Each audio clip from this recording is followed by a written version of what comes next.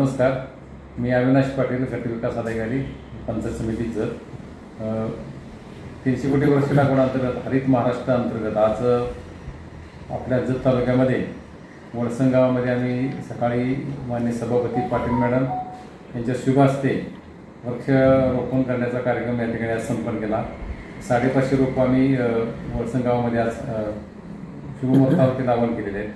त्याचबरोबर तालुक्यामध्ये आपल्याला जिल्हा परिषदेअंतर्गत 60,000 रोपांचं टार्गेट लागवडीचं दिलेलं आहे.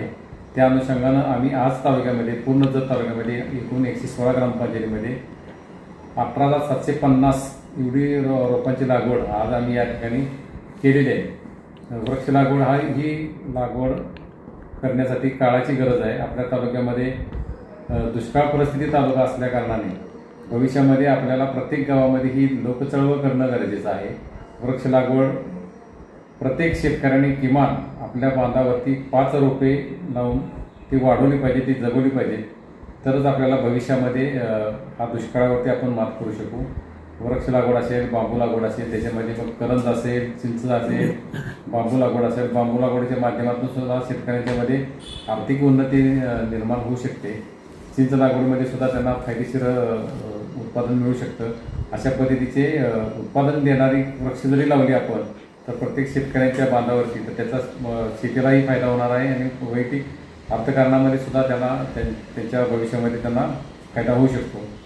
जत तालुक्यामध्ये टोटली 116 ग्रामपंचायतीच्या अंतर्गत आपल्याला येणाऱ्या काळामध्ये आणि येणाऱ्या भविष्यातील पिढीच्या पुढे आपल्याला वृक्ष लागवड ही काळाची गरज आहे.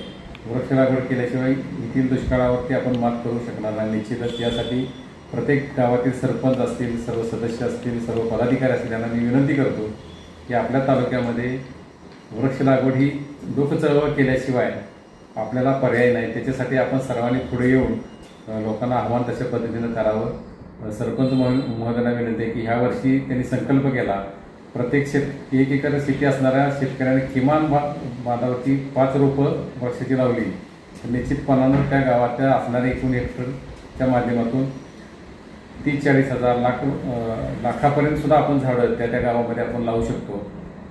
त्याच्यासाठी लोकचळवळ करणं, आव्हान करणं आणि सामाजिक भावनेतून हे वृक्ष संवर्धन करणं ह्या बाबी आपल्याला या तालुक्यामध्ये कराव्या लागतील.